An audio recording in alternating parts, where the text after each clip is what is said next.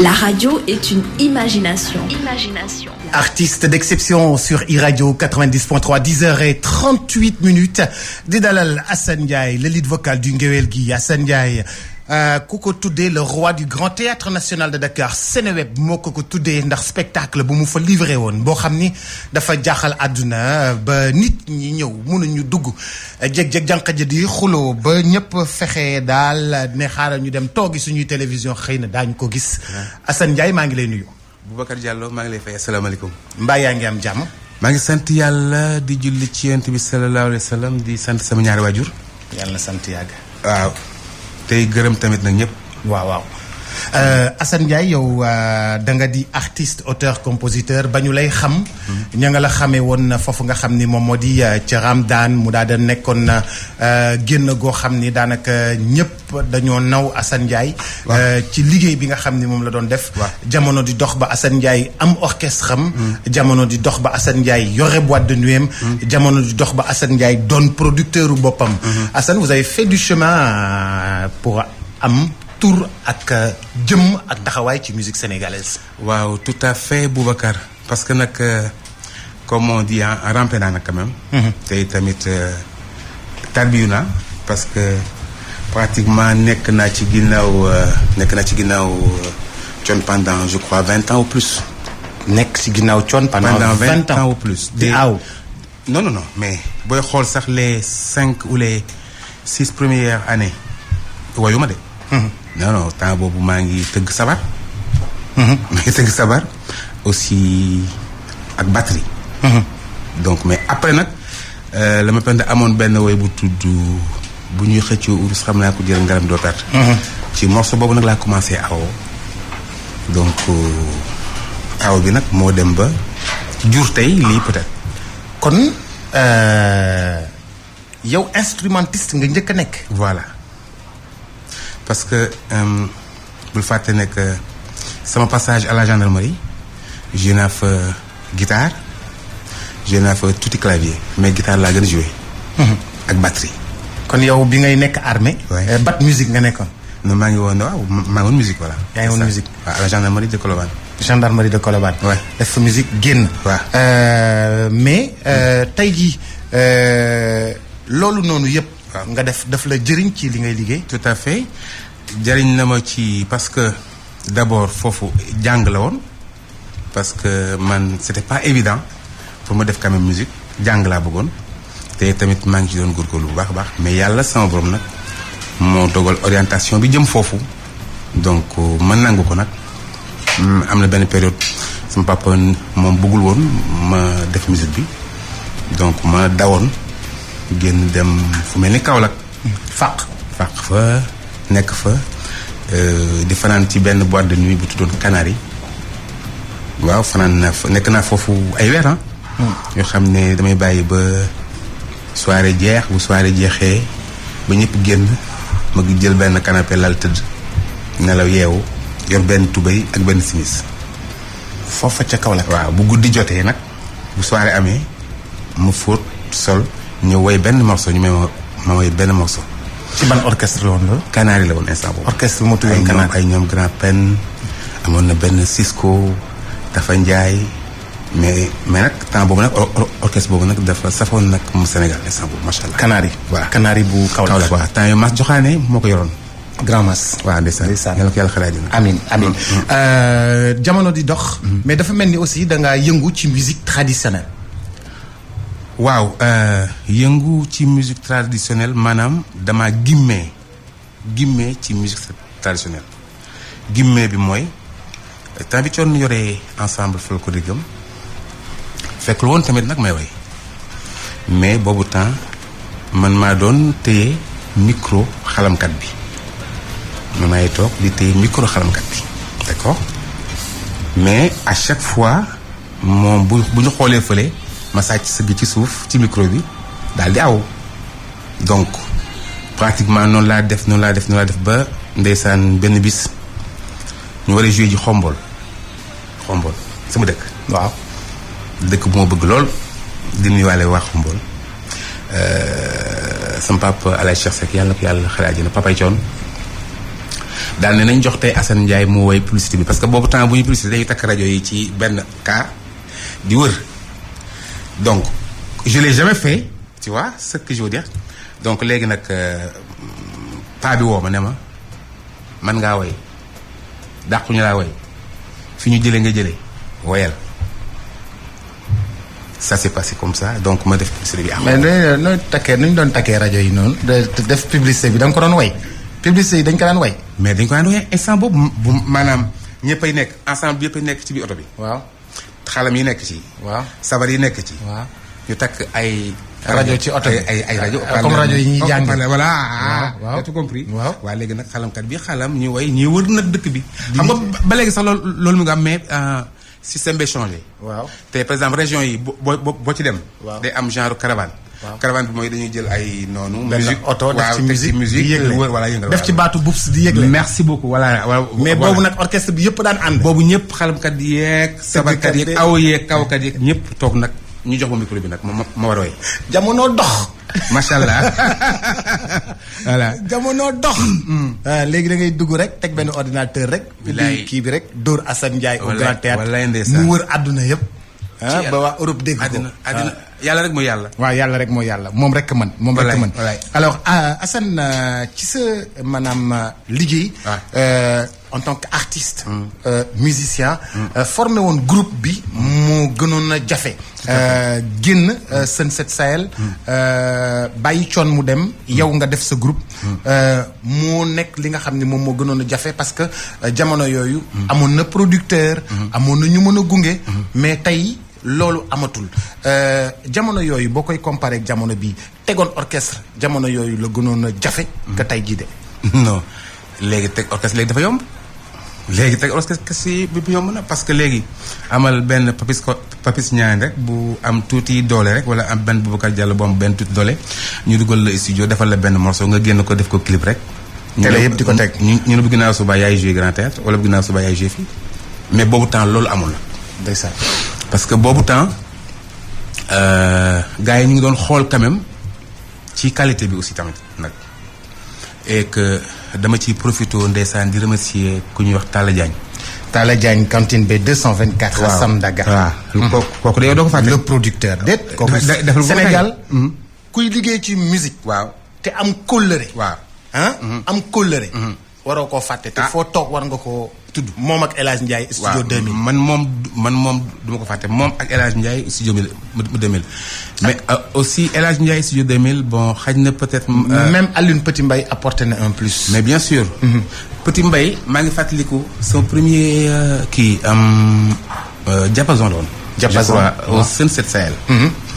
Sunset Sahel dafa fees ba Petit Mbaye bëgg a dugg mënul dugg. maa nga foofu muy jaar ci biir nit ñi ñëw ba ci digg bi.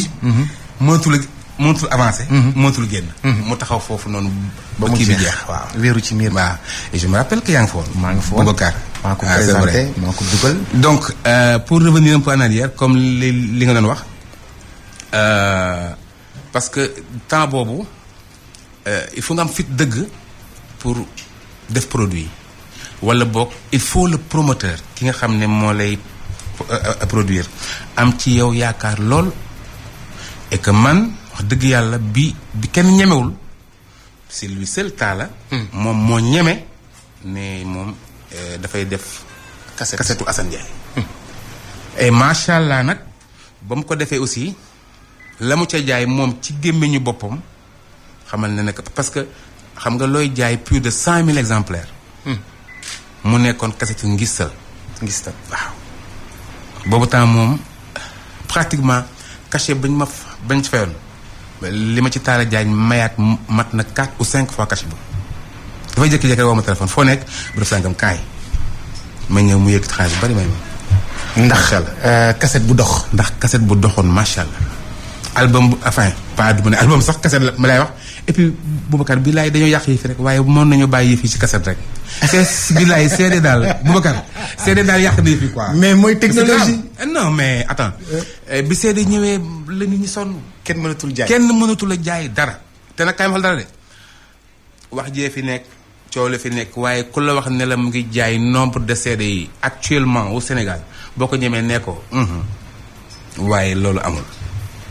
tey kon fu artiste bi jëlee bu dul génn. bu njëkk dama daan jouer tous les mercredis. tous les vendredis. tous les samedis tous les dimanches. te yëpp am nit vendredi samedi dimanche yëpp mu fees 4 jours dans la semaine te yëpp am nit. yëpp am nit mais actuellement au moment où nous sommes il faut oser pour jouer 2 fois dans la semaine. il faut oser dëgg pour jouer 2 fois dans la semaine. pourquoi parce que les gens ne sortent plus. bon xam naa ne nag jamono neexul jamono soppiku na et puis période yi tamit nag bokkul. période tamit bokkul et pourtant jamono boobu y avait beaucoup de musiciens beaucoup de waykat ñoo xam ne macha allah fu ñu wayee nga ne loolu la de. te affaire bi dafa doon dox kenn ku ci nekk yaa ngi ci doon gagné li nga xam ne moo doon sa wërsëg. alors bokkatul ak léegi nag bu njëkk nit ñi minute la ñu naan génn minute boo génnee 1 heure sax da nga naan ma tardé nga mais léegi 3 heures du matin la ñuy génn donc jamono yu bokkul c'est pas pareil. il s'est passé des choses yu comportement yi dañoo changé. comportement yi changé na jikko yi changé na xanaa xamoo sax avènement comment dirais-je CD yi nii man je crois que ce sont les mélomanes yi ñoo yàq yi fii parce que tey mënuma comprendre nga bëgg nit nga génn ñuy jaayee CDM 2000 francs wala 1500 francs CD original yow nga dem di jëndi pirate 500 francs ça c'est quoi. jàppale bi moo doon nga jënd original. mais logiquement 500 francs yow lii boo ko jëndee ay 1500 wala 2000 di nga am qualité bu baax di nga am photo artiste bi normal tout et tout di nga ko jàppale mais tu préfères nga dem jëndi benn pirate boo xam ne 500 francs lañ la koy jaayee téeméer dërëm. ñu retourner encore ne la léegi dañ leen di jéem a contourner bi mooy lan.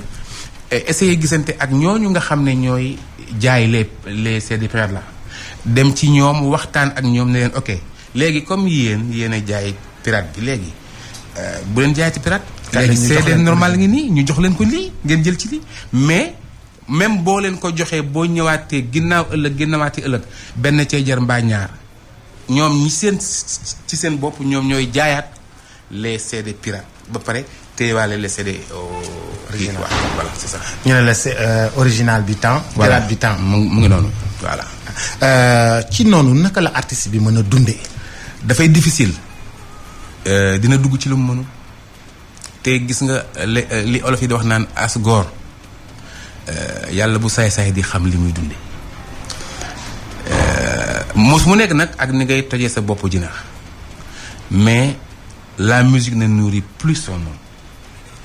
xam naa nag yàlla moom du fi jóg mukk te tamit yàlla li muy def ci doomu aadama du soppeeku du changer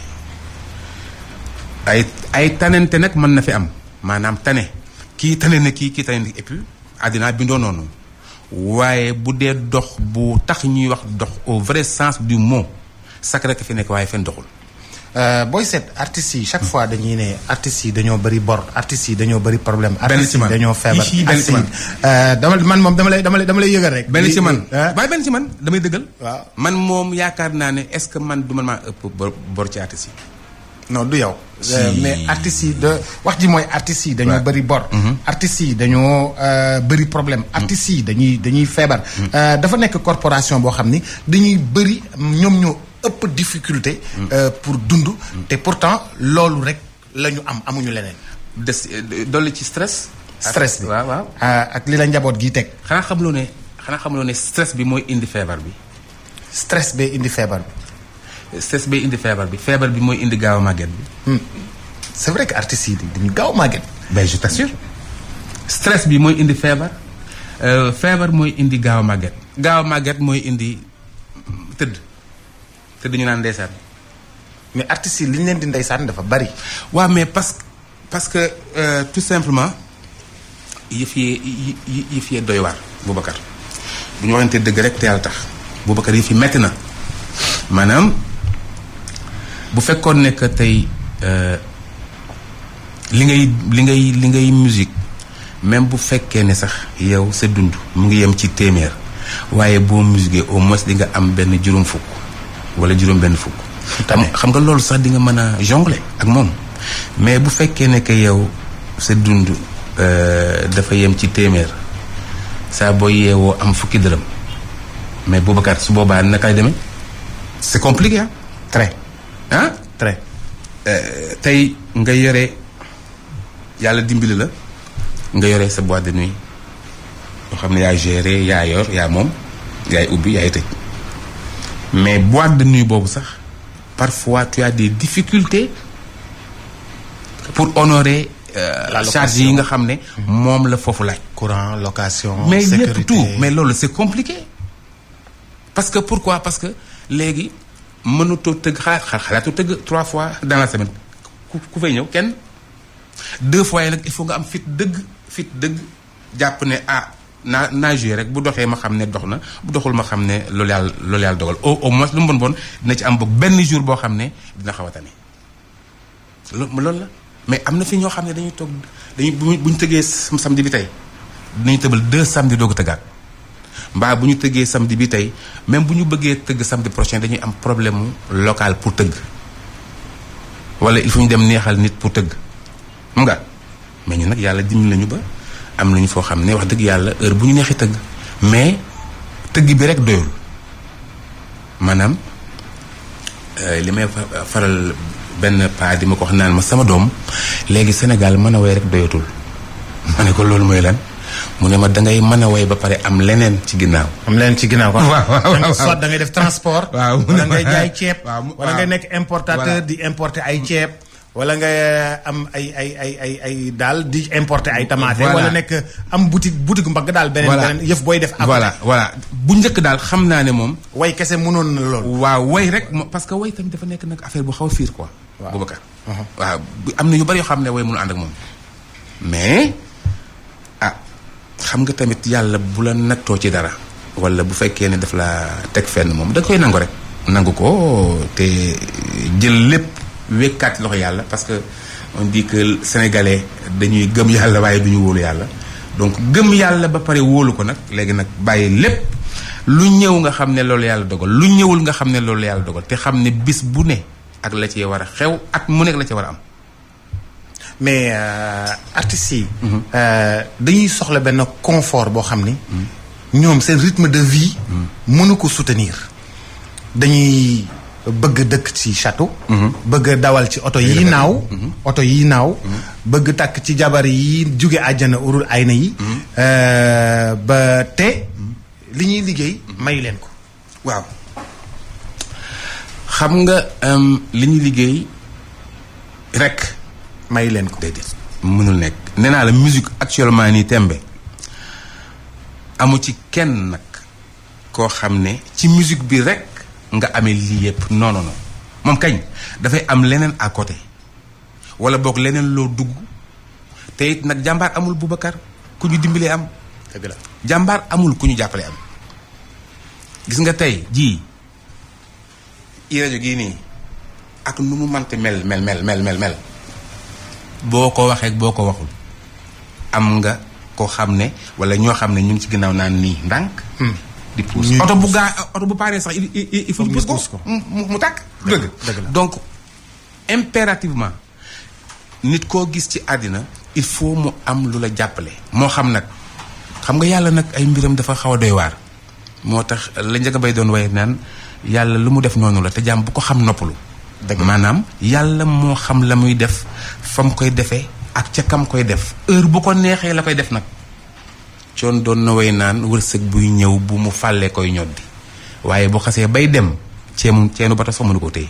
dëgg la loolu mooy àddina bindoo noonu. àddina bindoo noonu. waaw 90.3 yi na ngi déglu xorom ci ci àndandoo ak Assane Ndiaye le lead vocal du ngewel gi mu doon suñu invité tey ji Assane Ndiaye ñu doon waxtaan ak moom ci difficulté yi nga xam ni moom la musicien yi nekkee ak jafe-jafe yi nga xam ne moom moo am ci secteur bi di kontaan di àndandoo ak moom ci xorom ci cin alors Assane Ndiaye dañoo gis ni déjà.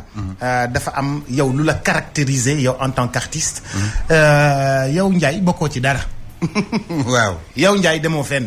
waaw yow Ndiaye kenn seenu la fenn. waaw yow Ndiaye. yow daal da ngaa dem xëy suba dem entraînement dem dawi comme ni militaires yi def. pare ñëw toog ci sa biir kër. waaw ça c'est un choix personnel. boo xam ni artistes yi lu ne ñu ngi leen ciy dégg. waaw fu ne ña nga fa. waaw mais yow lan moo tax yow Ndiaye kenn déggu la kenn gisu la ci réseaux sociaux kenn gisu la ci fenn. d'abord xam nga jikko soldat ak jikko civil bokkul. jikko soldat ak jikko civil bokkul. déedéet loolu am na. benn deuxièmement aussi man ma opté parce que tamit métier bi ñu nekk dafa xaw a doy waar trop Boubacar te itam boo deful ndànk rek ñu dugal la ci loo xam ne mooy loolu te gis nga li ma doon bañ léegi réseaux sociaux yëpp jàppal bàyyi loolu yëpp léegi ñëw na ci biir ba nga xam ne pour jàdd dafa yomb maanaam pour def loo xam ne du loolu dafa yomb donc man je préfère toog sama kër su ma waree dem jouer ji ma dem jouer ji comme tu dis su ma waree dem sport ma dem sport mais très rarement nga may gis la journée ci mbedd toute la journée je suis chez moi su may génn ba génn guddi gi lay doon donc loolu moom choix personnel la boo xam ne man maa ko opté mais nag aussi yàlla dafa ma nattu tamit man nekk nitu kersa loolu moom naturellement j'ai été toujours comme ça. Birane waaw vas-y te yàlla daf la nattu nga nekk nitu kersa. waaw ba pare tamit nag am yu bari yoo xam ne dama koy daw dama koy bañ te xam nga boo yoree mbañi rus fooy teg sa tànk da nga ko war a xool looy def da nga ko war a xool parce que waxuma sax njaboot gi nga xam ne tey ñooy say doom wala ñooy say sa jabar wala tout et tout waxuma sax ñooñu mais ñi nga xam ne tey ñoo ngi ci àll bi di la ñaanal xamuñu la di la bëggee xamuñu la foo tuddee Assane Ndiaye ñun mooy loolu xamuñu la mais ñooñu ñooy say vrai mbokk ñooñu war ngaa fexe ba di daw loo xam ne ku ko ci dégg doo am lu la neex te tey am na ñoo xam ne tey xaw ma leen sax tey bu ñu déggee lu naqari ci Assane Ndiaye du ñu am jàmm du ñu am jàmm. Mais pourtant Assane les réseaux sociaux c'est un élément promotionnel des artistes am sa page Facebook Instagram Snapchat truc c'est des éléments wala boog bëggoo exposer sa liggéey wala boog sa bopp comme nit ñi dañuy teg ceebu jën snap dañuy nga yaakaar ne man dinaa añee sama suppu kànja bi après ñu photo ko def ko ci kii bi ne Assane Ndiaye suppu kànja la loolu dama ko def di loolu ban sens la am suppu kànja mais yooyu moo xew non suppu kànja ñu ne Assane Ndiaye bañ na suppu kànja benn maire am problème fii ñëw jox ma ordonnance su 1000 francs ma jël 1000 francs jox ko ñu ne Assane Ndiaye jëndal ne kii ordonnance su 1000 francs ban sens la am nous sommes dans quel Sénégal ban Sénégal lañu nekk léegi. waaw mais xam nga fi mu ne nii dañoo toll jamono loo def wane ko. ah déedéet waaw defal naa rek dañuy def Snapchat la mais est-ce que sax.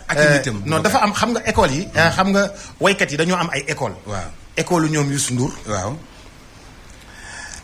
école lu ñoom deuxième génération bi muy ñoom Assane Ndiaye ñoom Nder ñoom Fallou Dieng. waaw am troisième génération. waaw pourtant. Youssou Ndour est resté moderne. dafa am page Facebook. d'accord léeg-léeg mu nekk ci Snapchat yi. léeg-léeg mu kii. léeg-léeg mu nekk ci nga gis ni. mu toog sax ak madame. toog def benn photo posté ko page Facebook. di waaj a génnee disque. def ko ci page Facebook am ak yooyu.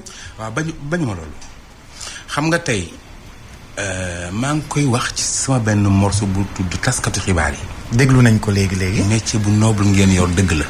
ku siiw yéen a ko siiwal dëgg la. taskatu xibaar waaye ku yàqu it. yéen a ko yàq waaw te muy dëgg. waaw du dëgg. waaw ok gis nga tey réseaux sociaux yi xibaar gis nga xibaar bu demee ba nar a tas kër wala muy tàggale ay jëkkër ak jabar mais pourquoi nga koy diffuser jaru ko parce que yow yaa ngi yàq.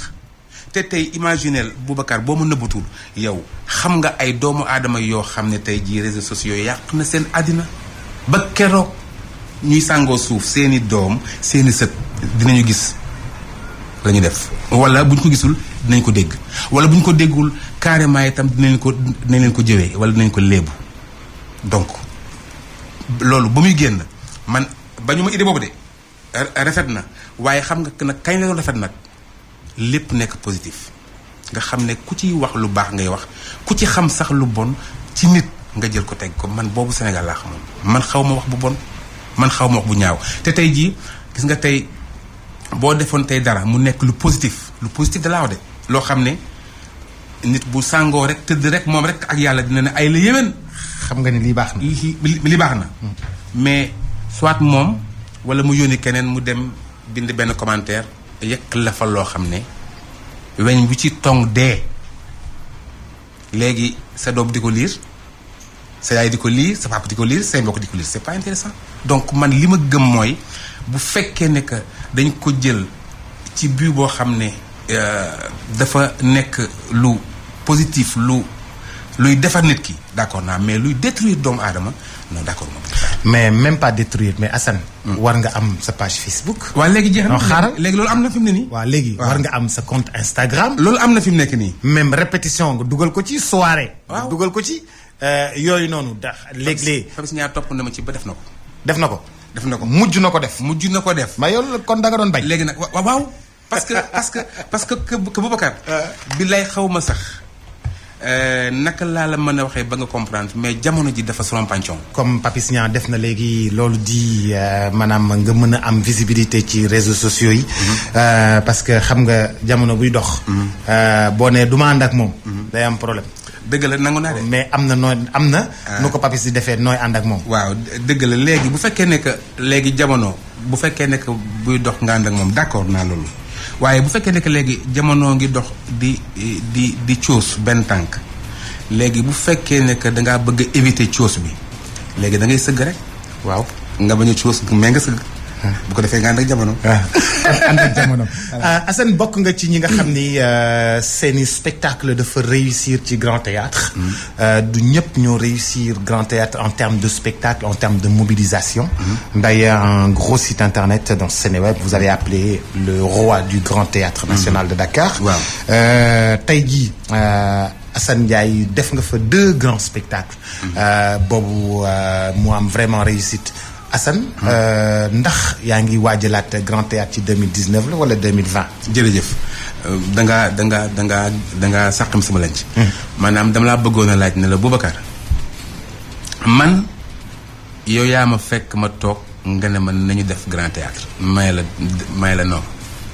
nga ne ma non je m'en rappelle. waaw nga topp ma ci ne ma non dañ koy def c'est moi. bàyyi lépp ci sama loxo man maay def Grand Théâtre. jël naa ko en charge dëgg la. jël naa ko en charge lépp jël naa ko. du yaa ma xoon loolu. dëgg la topp ma ci ba maa ngi fàttaliku suñu rendez-vous bu mu juba. dëgg la man yow Latir ñu toog. Latir di naan suñu café du dëgg la. c'était au terreau bi. waa nga toog jël sa li ngay jël yépp nga jël sa responsabilité def ko mu nekk une réussite totale. loolu moom le mérite te revient wax dëgg yàlla ginnaaw yàlla sama borom. loolu moom yow la. léegi nag. li tax ma ne da ngaa sulli sama lanc mooy 20 ans xam nga 20 ans nag ça doit se fêter. 20 ans de carrière waaw 20 ans de carrière ça doit se fêter de fêter. dëgg la léegi nag yow dama laa bëgg a laaj Boubacar yow loo pare pour Assane Ndiaye. lu ma pare pour Assane Ndiaye loo xalaat pour Assane Ndiaye parce que nag loo bokk ak luñ la boole ak loo moom bokkul de. waaw maanaam. lépp looy wax nag fii na leer de ndax nit ñaa ngi lay dégg de Boubacar. Assane. waaw te mu koo jëlati en charge. en tout cas daal nit ñaa ngi lay dégg. waaw man moom d'accord naa maa la fekkoon nga toog. man la Assane. da nga war a def Grand Théâtre. tout à fait. ñu waxtaan ci ba jubóo ci. waaw vraiment ñu organiser ko. waaw ba mu am réussite. total. maa la jàpp ci loxo yóbbu la fu ne. waaw tout à fait. léegi. da nga war a def 20 ans de carrière. waaw 20 ans. waaw léegi bàyyi da nga may rek. ma réfléchir ci fekk semaine rek. semaine prochaine mu wax la nu ñuy def. wax nga wax bu am solo léegi te da nga ko wax jàll. waaw maa la jàppoon ci loxo yóbbu la fu ne. dëgg la c'est très important. waaw dëgg la. maa la jàpp ci loxo yóbbu la fu ne. waaw dafa important loolu. waaw maa la jàppoon ci loxo yóbbu la fu ne. maa lay jàppaat ci loxo yóbbu la fu ne. bon kañ léegi woy bi daanu na. maanaam tey xam nga nag. léegi-léegi xam nga caprice dafa baax tuuti léegi-léegi. waaw xam nga tey moom nga ma wax léegi-léegi ne ma ok je prends tout ça mais il faut nga xaw maa kii ne ma. waaw mais dans une semaine. Assane il faut que ma réfléchir. xam nga du ma xam nga du ma song ñey. waaw dëgg la daal. waaw xam nga Grand Théâtre ci ñey yi la bokk. waaw loolu ci ñeeyu showbiz la bokk. donc balaa nga koy sànjaafu dafay fekk nga am ay mbaal. nga mbaal ko ba jàpp ko. ba xam ne lii baax na nii dëgër na. nga ñu engagé et puis 20 ans mën nañ def lu ëpp grand théâtre. mën nañ def lu gën a mag. mën nañu dem Île des Madeleines def ko fa. loolu laa la bëggoon wax léegi. mën nañu dem King Fahd def ko fa. voilà mën nañu def gala. voilà mën nañu yëpp xaj na ci. yooyu yëpp possibilité la moo tax may la lépp sëf naa la ko. incha allah comme yaa ko doxoon. doxaat ko. Sénégal na ngeen ma wutal téeñ. ndax li may yanu day diis. ma téeñoo naa Fatou Waré. téeñoo naa Fatou Waré ndaxte xam naa ni dañ koy def incha allah. dañ koy def bu soobee yàlla. bu ko defee xam nga ñun loolu mooy suñu rôle.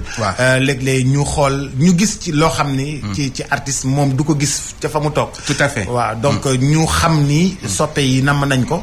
te boo ko génnee tamit mu dox. kon dinañ ci dox bu baax a baax. te dinañ ko waajal. xool nu ñuy defee une très grosse production. te mu bañ a yem ci Ndakaaru. bien sûr xaj na Gambie xaj na ci région yi xaj na ci gala yi xaj na bitim réew. xaj na Angleterre xaj na fu ne. di nuyu waa bitim réew. parce que ñoom tamit ñu ngi xaw ma nag nu ñuy def bay seetaan télé bi. fi mu nekk nii. waaw xaw ma nu ñuy def ba ñu ngi seetaan ay Norvège ak ay Suède ak ay affaires yu yoon xaw ma nag nu ñuy def ba koy seetaan. macha allah te ci TNT bi rek la nekk xaw ma ko rocc ba dugal ko ci ay satellite ak yu même kenn xamul ak yooyu. lu baax ñëpp bëgg ko. waaw ma nga ca daal ma nga ca. Assane dañu gis ni est-ce que depuis l'avènement que ki nga xam ni moom moo di Yaya Jammeh jóge Gambie yow dem nga Gambie. waaw joué ji fa spectacle. waaw l'avant après Yaya Jammeh ak tey jii nii noo jàngatee di ngeen daan def ca Gambie ak tey taxawaay bi loolu am. bon xam nga nag dugg nga fu sensible. waaw mais man damaa xam ni foofu sensibilité la moo tax ma wax ko di. waaw parce que xam nga tey fan si Assane Ndiaye Gambie. ci président Jammeh la commencé woon. parce que est-ce que ma wax la benn secret. wax ma dégg. Yaya Jammeh je suis le musicien sénégalais bi ko njëkk a way. man maa njëkk a way Yaya Jammeh. mu woo ma dem ñu waxtaan. ma dem Kanilaay ñu waxtaan. mu war a ñëw Sénégal mu ne mën naa ñëw teeru si ko. ndeysaan. ma ñëw teeru si ko après ñu dem gendarmerie Colobane. waaw. ñu jógee gendarmerie Colobane ñu ngi ko dalaloon wetu principal. hôpital principal. am na benn kii foofu la sax. Pullman wala. non pas principal Dantec la. hôpital Dantec benn résidence la. résidence. waaw deuxième résidence présidentielle. foofu noonu mu yóbbu ma foofu téye ma fa presque ba bët set. ndeysaan. waaw donc loolu man ak moom léewoon nañu. ñaari militaire waxtaanu ñaari militaire. léewoon nañu tamit damay yëkkat téléphone woo ko. ndeysaan. xam nga kon bon. xamante ngeen. waaw miinante ngeen. ba pare tamit nag sama diggante Gambien yi nag muy góor muy jigéen dama yaakaar ne xam nga boo fàttalikoo ngéwél gi Gambie sax la njëkk a joué que Sénégal. bi nga formé sa orchestre Gambie la njëkk a joué que Sénégal. Gambie laa njëkk a joué que Sénégal.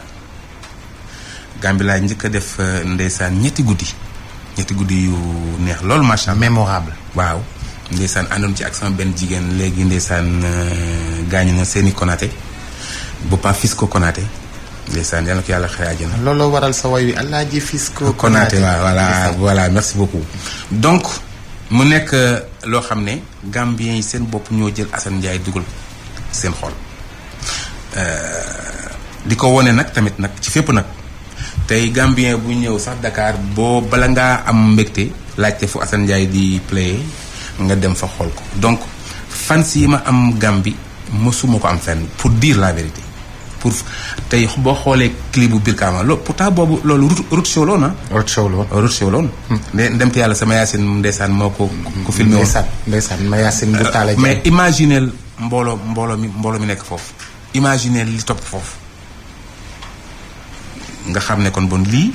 lu naturel la lu dëggu la ci ñoom donc man ak Gambie daal Boubacar nekk na loo xam ne lu yàgg la lu dëggu la certes nag kenn ku ci nekk peut-être am nga waaye tey sama tournée sama soirée mujj première dame moo ñëwoon. première dame nag dafay nekk genre jarbaat ci man parce que dafa am benn tantam ku bokk ak yaayam ndey ak baay ñu ko wax Aminata kooku dafa bokk ci man Gambie comme ay ku mel ni anti Amilette borom Paradise Sud kooku moom sama yaay la. anti ami yaayu ñëpp la sax kooku. anti ami moo ñuy dalal. waaw kooku yaayu ñëpp la. anti ami Paradise ak a baax kooku yaayu ñëpp la kooku moom man maay taaw. ndeysaan tu vois donc avant loolu aussi dem naa seeti leen temps boobu demaguñu sax City House ñu ngi woon ci résidence bi dem naa fi Gambie dem naa seeti leen malheureusement fekk ma fa le président Barrow mais première dame laa fa fekk ñu toog pendant plus de 3 heures de temps di ko waxtaan mu wax ma mébét yu bari yu ma amoon surtout ci hôpitalu Gambie bi moo tax bi ma fay mujj bi waa Diaspora bëggee ma jouer leen pourquoi parce que la ñuy am ñu ngi ko jëmale ci santé ak ci hôpital bi dama caa sawar. dëgg la yàlla dogal tam soirée bu ñëw madame. première dame la première dame ñëw daal di koy présider donc mu nekk lu neex quoi. kon daal yàgg Gambie macha allah ba tey et puis yaa ngi waajalaat ay yeneen foofu tamit. incha allah rabi waaw. soobee yàlla. bu ñu génnee tamit sur l'international pour artistes sénégalais yi sur l'international dafay difficile très souvent naka ngeen di fexe ba mën vraiment di génn très souvent di def ay spectacles mais aujourd'hui France jafe na. England jafe na. Italie jafe na ci musiciens sénégalais yi. am na benn promoteur bu ma wax barki démb. ne ma Assane ma ne ko mu ne ma maa ngi lay wax benn wax boo xam ne na nga ko garder ma ne ko mooy ban mu ne ma dans 3 ans d'ici 3 ans ma ne ko mu ne ma artiste sénégalais boo déggati mu génn bitim réew moom rek a dem. moom rek moo dem. waaw c'est-à-dire du dem ak orchestre dañuy wut ñu fay tëgg. artiste bi dong ñëw. ma ne ko tax loolu. charge yi dafa bari parce que charge yi bari na. dëkk ya amatul xaalis dara amatu fa. mooy yow àdduna dafa këmm di. ma ne ko bàyyi li ngay wax mu ne ma je t'assure. notel li ma la wax d'ici 3 ans koo gisati muy dem. moom rek kay dem mbaa bu yóbbu benn lay yóbbu mbaa ñaar. waaye dootoo gis ku jël groupe mukk 10-12 personnes.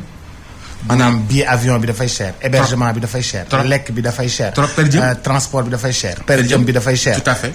daanaka daal loolu yëpp dafay. mais loolu c'est une fortune. Boubacar en commençant boo déjà permis de travail. nga ne deetewaay frais de visa nga ne deetewaay billet d'avion yàlla boo tombé nag ak vacances nag boo tombé ak vacances moom foofu moom dangay dee moom ndax billet yi moom day. billet yi day yóbbu billet avion yi day yéeg. voilà léegi prise en charge bi xam nga ñooy deetewaay per jëm yi ñëw tout et tout donc tukki yeeg jàppal bàyyi ma les transports te foofu dama yàlla baal léeg-léeg sax dugg saxaar moo gën a cher fukki junni yoon dugg avion te xam nga comme man damaa ñemewul avion. man lu mu sori su ma xasee ba ne ci ba daal avion daal danaaw benn yoon wàcc benn yoon léegi nag su wàccee fu ma jëm rek dugg saxaar. xam na militaire rek ragal avion. waaw loolu te war ko dawal. waaw mais loolu moom kii la rek. wax la rek bind la bind la. bind la mais aujourd'hui difficulté yooyu yëpp moo tax. vraiment spectacle sénégalais yi. en Europe. dafa wàññeeku lu bare bare. waaw mooy li mu wax dina gën a wàññeeku te man gëm naa nekk dina gën a wàññeeku mais man dama daan dem Europe. presque 3 fois ci biir année bi mais léegi beneen ngay dem léeg-léeg sax beneen bi sax nga décalé ko sax comme ren au mois de décembre laa waroon dem mais loolu ma la expliqué waaye Diaspora yooyu moo tax ma pousse tu vois donc en tout cas daal ci kaw daal neexul daal. neexul metti na. ci kaw neexul te metti na. bu ñu dellusee fii lii di liggéeyu artistes yi tamit promotion bi. dafa mujj tamit metti ci ñoom. ba tax na sax artistes yi. ils préfèrent faire benn vidéo génne benn single. toog jàpp seen jàmbur. xam nga damay dégg genn góor muy wax naan ëllëg yomal xiyam dañu lay rus wala nga ànd ak ku ñuy rus wala nga rus. waaw dañu lay rus. wala nga ànd ak ku ñuy rus wala nga rus. gis nga jamono jii ñu toll ni Boubacar. ku ñu nekkul sa ginnaaw di la pousse bilaay doo bouger. ku ñu nekkul sa ginnaaw di la pousse doo dem fenn nga dul dem. foog nga am ñu ne ci ginnaaw di ci jàpp foog nga am ñu ne ci ginnaaw ci côté bii ku ne di pousse à 3 1 2 3. pousse ñëpp pousse. 1 2 3 ñëpp pousse bu ko defee même bu dee ndànk-ndànk ngay dem ndànk-ndànk mais bu dul loolu rek mënul sotti donc jamono jii li ma la wax léegi rek jàmbaar amul ku ñu dimbali am Boubacar ñi mën a way Sénégal ak ñoo bari waaye pratiquement déggoo leen pourquoi parce qu'ils n'ont pas les moyens imaginez dama lay jox tey benn exemple nga war a jouer boîte de nuit pour benn jour nga war a fay publicité bu fekkee ne sax dangaa bëgg a fay ñaari spot rek presque 400 000 francs. non defar bi ñëwagul xanaa 600 000 francs di nga ko defar. lu mu merci beaucoup 250 000. waaw léegi loolu waaw ba pare defar kii montage beeg yooyu. soog a ñëw waaw voix bi soog a ñëw. voix bi soog a ñëw. waaw waaye léegi nag loolu nag nga bëgg koo mën a jël ci benn soirée boîte loolu mënul nekk c'est pas possible da ngay dépenser kañ 600 000 après tu te retrouves avec 500 000 francs. te 500 000 francs yooyu ngay retrouver wu yow déjà dugal nga fële 600 000 500 000 nga am fii te 500 000 yi nga am fii nii y a les charges léegi da ngay obligé dem gisi ku mel ni Boubacar wala dem gisi ku mel ni Papis Niang ne ko booy loo yor foofu pour jël pour. dugal ci compléter mu dugal ci. donc c'est pas facile donc tey amuloo rajo bu nekk sa ginnaaw di la defal publicité amuloo télé bu nekk sa ginnaaw di la defal publicité. li ci ëpp sax léegi ñoom ñoo koy def ci réseaux sociaux yi léeg-léeg sax ma ne leen ci pet booy yéen a ngi pirate Boubacar de léeg-léeg ñu jël sa benn voix bu yàgg ñu génn benn vendredi samedi rek daal di dugal ci biir. daal di koy tegle may leen baax na ba tey. baax na mais. na dox rek man moom d'accord naa na dox rek. na dox donc comme que nag amuloo loolu yëpp wax dëgg yàlla Boubacar dafay metti pour génn ci dafay metti c'est pas facile. mooy li ma la wax léegi rek nag mooy. il faut nga oser dëgg am fit dëgg ñaari fan. mais l'apparence des artistes. les artistes dañuy apparaître ci benn opulence.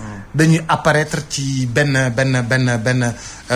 lu yor kat yi daxe. jéeg yi daxe. mbaseñ yi daxe. yëpp dañuy apparaître ci opulence. buy wane ni ñoom ñi ngi toog ci donkaas yi. waaw sag la xam nga. bu njëkk man damaa foogoon ne oto rafet rek moo ci am solo nekkate yoo oto du rafet organes yi la. waaw gis nga oto bu organes yi baaxee. mën naa dem fu ne. loolu la ñuy wax ñaaw ngem. rafet bëre. gis nga musique bi ñu nekk nii tey bëgg nga tey boo toogee benn 6 mois 1 an oto bii nga yore non di nga ko changer. pourquoi boo waxee ñu ne non parce que dafa bokk ci sa. apparence waaw maanaam sac la dañ naan la sac la waaye tey nga yore BMW bu subaa ñu gis la ci benn 2 chevaux wala R4. dañ naan dañ lay ree. oh ndeysaan yoratul dara. yoratul dara. yàlla nag bu ñu la gis nag benn jour sax sa oto panne ci VDN bi. nga arrêté benn taxi dugg ci biir romb ay nit. ñu xàmme la danaan ay yow ndeysaan moom da léegi taxi lay jël. ndeysaan. or que loolu du àddina Boubacar nit kii wax dëgg yàlla war ngaa mën a dugg sa taxi war ngaa mën a yor sa oto war ngaa mën a yor leneen et puis jóge ci biir oto dem ci biir oto loolu lan la. man su mais société bi moo bindee noonu société bi moo bindoo noonu. société bi daf lay xool société bi dafa am lu mu lay imposer. société bi daf lay imposer. ngay génnee ngay génnee li nga am. Boubacar en tant qu'artiste. kon de société bi kon musiba la man li ma gëm Boubacar bu dee buzz rek Assane Ndiaye am na buzz ba tàyyi bu dee dugal mbooloo rek. Assane Ndiaye dugal na mbooloo ba tàyyi. wutul bës wutul mbooloo.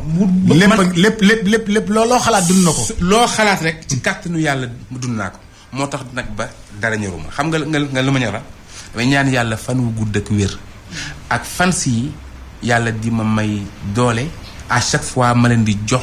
ak imagination. voilà loo xam ne daf leen di bégal. man loolu rek laay dundee man dunduma leneen Boubacar ak ma ko yombal dunduma leneen nag lu ma yor xam ne lii la ma yàlla cërale ma yem ca xooluma lu waay man lu waay am lu waay amul coon dafa way mu ne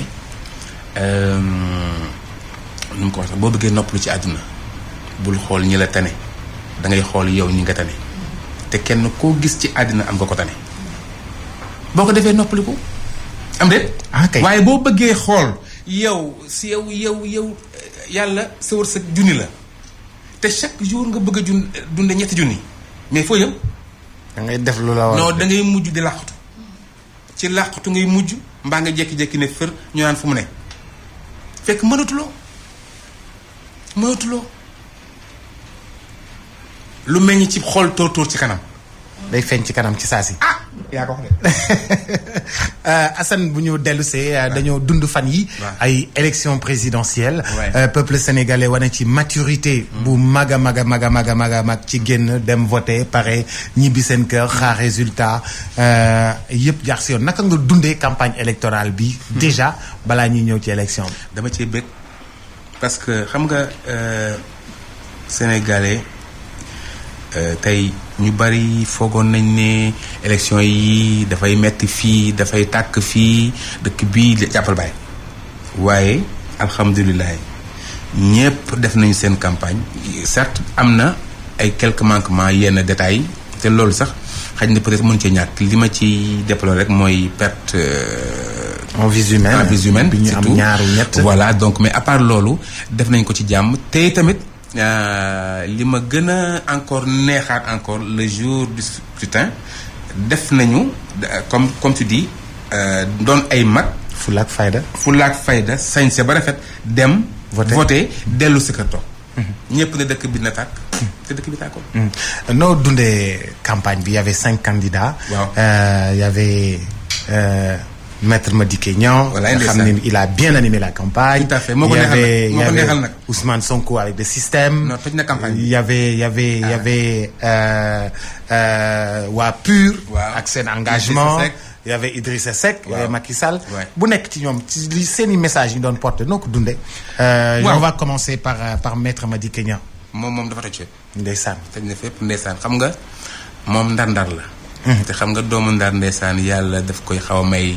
kàllaama maxala maanaam yàlla daf leen di may tuuti genre inspiration moo tax moom wax dëgg yàlla fi mu jaar yépp tamit nit ñi kontaan nañ fa nit ñi kontaan nañu reetaan loon am na sax ñoo xam ne je suis sûr que ne même bu nekkoy ay candidats comme moom déglu nañu ko reetaan waaw franchement kontaan macha allah waaw Maître Madické Niang dundal nañu noo déggee dundee Sonko ak système bi mais Sonko dafa mel ni moom kenn ku ñëw rek xaw a jaxase tuuti. carte gi waaw carte gi jaxase na carte gi tu vois jox ñenn ñi ay frisson tu vois ba yenn wax yi jóg tu vois. mais jóg tuuti ba tey mais lépp dellu si waat na jàmm mais dañuy comprendre ne que moom il est jeune. peut-être.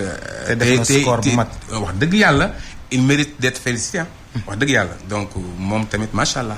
wax dëgg yàlla. noo dundee waa PUR. waa PUR boobu tamit wax dëgg yàlla bon man nag lenn moom ci xaw na jaaxal tuuti enfin genre li mu nekk xaw ma ndax maa gisee noonu ou pas mais li mu nekkoon genre. connotation religieuse. voilà tout à fait man loolu moo ci xawoon jaaxal tuuti. mais au finish am na. taxawaay bi rafet na wax ji rafet na njëkk na. waaw noo dundee Idrissa Seck. Idrissa Seck moom c'est un vieux routier. moom xam na yoon wi kàllaamaam sedd na jekk na te itam dafa xam politique tamit wax dëgg yàlla waaye nag yàlla mooy joxe. voilà. noo dundee président Macky Sall. Macky Sall moom dafa amoon confiance depuis kat moom confiance bi moom lal woon na foofu ba pare te aussi wax dëgg yàlla ku ubbiwul say bët. waaw waaye ku ubbi say bët di nga gis ay réalisation wax dëgg yàlla bu néewee sax nañ ko nangul nag nekk am na lu mu fi def. loolu moom ñun ñëpp nañ ko nangu xanaa kañ dolliwaat ñaanal ko yàlla ba li ci des ci. moom dégg naa ne moom du présenté waat. déedéet du présenté waat. wóor na la. waaw du présenté waat. boobu wóor na dafa ne man xam nga damay lire journaux yi. waaw. di xool. waaw defe naa ni daal. defe nga. du présenté wu. waaw comme man it defe naa ne.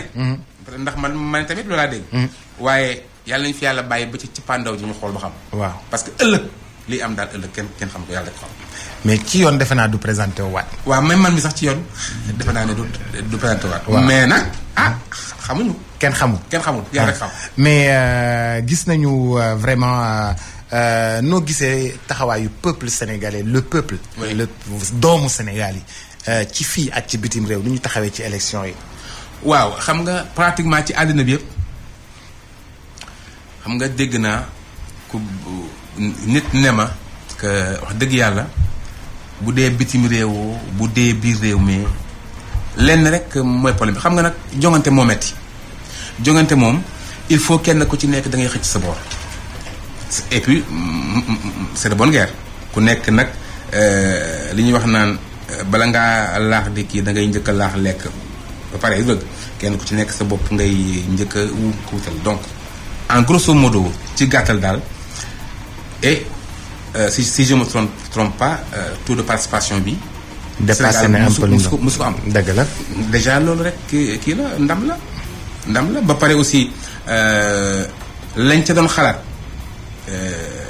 amu ci donc ñu ngi nii def nañ ko ci jàmm par nañu jàmm ngi toog sant yàlla ñaanal kii fi yàlla teg affaire bi oyof parce que Sénégal ñëpp la du président waa APR du président wu Sénégal la. am na solo am na solo. voilà Assane da ngay gérer boîte de nuit. Ouais.